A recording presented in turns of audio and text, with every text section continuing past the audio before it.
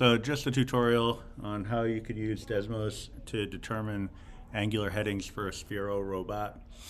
So what I did was I created this Desmos that will allow you to determine an angular movement along a path that would trace out a circle, or in this case a semicircle. All right, so I'm just going to walk you through that. So we're going to assume that we have a circle with a radius of 0.32. And so what we want to do is just make sure that our C value, right, it's a location on the graph that we're calling C, is, in terms of its parameters, is going to allow for us to get a variety of points along this curve. So if I were to just drag along this slider, you see it's only giving me the 2 points. So if I click on the lower bound here, that's 0, I would adjust a step to allow me to get a bunch more points along the x-axis. So instead of just 0 and 1, for example, 0, maybe 0.1, 0.2, 0.3, 0.4, and so on. So if I make my step 0.1 instead of 1, it would allow me to reduce the length of space between each increment, which would therefore give us more points along the curve. I mean, you can make it even smaller if you want, or try to. Sometimes Desmos has limitations with that, but this should be satisfactory. All right, so what we would do, starting with 0, is we would take note of the different angles.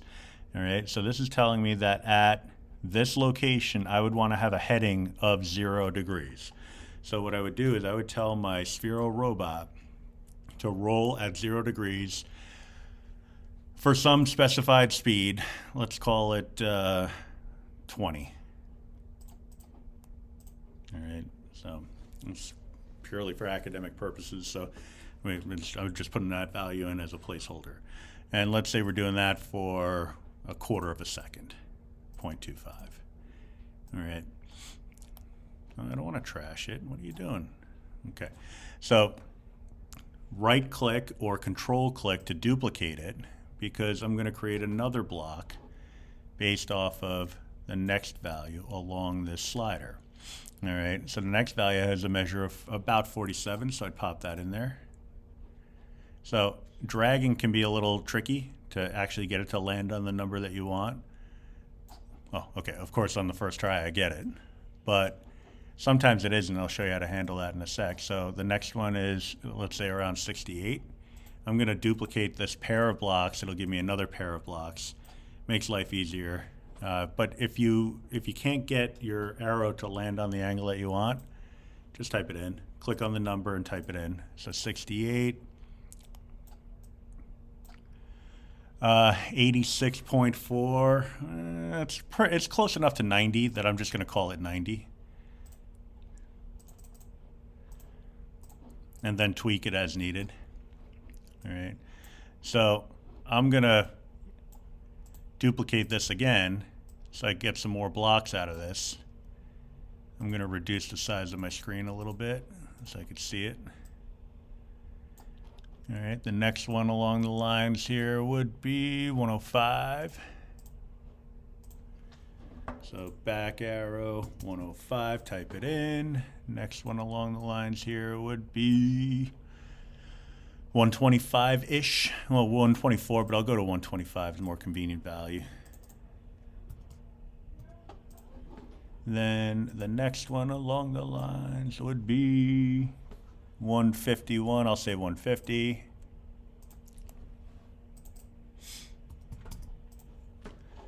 And then at the very end, we get 180, so I just pop that in there.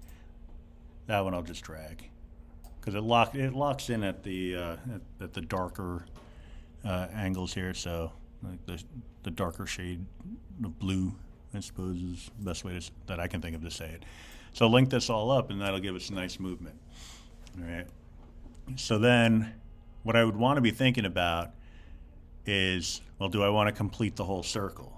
And if I do, then I would want to duplicate this whole block of code, because anytime I want to make in this case it would be a clockwise rotation, I would want to be going in this fashion. Right? I would want to be going from 0 to roughly 40s, 47 degrees, maybe 45 degrees if you want, for a certain period of time. And then we'd have to play around with those measures in terms of the speed and the time measurements to see if that's actually giving us the look that we want. Right? But yeah, and so what I have a lot of my students doing is an oval track, and that oval track, like a running track, has a couple of straightaways in it. So what I can do is roll additionally, coming out of this point here, I can roll down in a straight line, maybe for like another second, I suppose. So what I could do is I can roll at this 180 degree angle, this movement coming off of this turn, just for like another minute. So instead of 0.25, I might say 1.25. It gives us a little bit of an extension. All right, but then we also want to be thinking about perspective.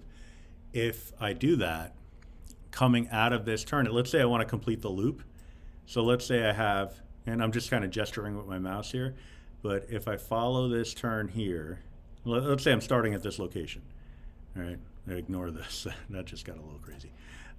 So ignore the man behind the curtain. So follow this curve here.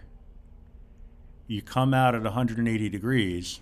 If I want to make another turn, I'm changing my perspective. I'm now facing towards the bottom of the screen here.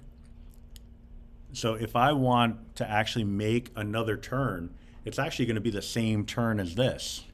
All right, another clockwise turn. I might have said counterclockwise before. I meant to say clockwise turn. Coming back the other way. All right, so I'd be going straight down, then coming back the other way. All right, so I could actually just duplicate this, the whole shabiggity bangity boom here, and then I can start piecing it together. But what I would recommend is, unless you want to recalculate all the angles, if you scroll along on the bottom here, you'll see an option. I never remember where it is. Oh, there it is. Reset aim. All right, so that's going to default your aim so that whatever direction the robot is facing will now be considered direction 0 degrees. All right, so after you come off of this straightaway, so you follow this turn here, and then you extend down, you come off of the straightaway, you want to be treating this point as if it were the very beginning of its own semicircle. All right, so we want to be treating the downward direction here as if it were 0 degrees. All right, so we reset the aim, and then we can roll on and continue the journey. So it would just be a matter of just repeating this entire block of code. Now, if you want to have multiple loops, that would actually get you right back to where you started. If you want to have multiple loops, then you go to controls, you'll see an option to loop 0 times. Well, maybe you want it to loop 5 times. All right, so you select that, piece this together, link it up, and now you have a nice program that'll get you 5 laps around this quote-unquote track.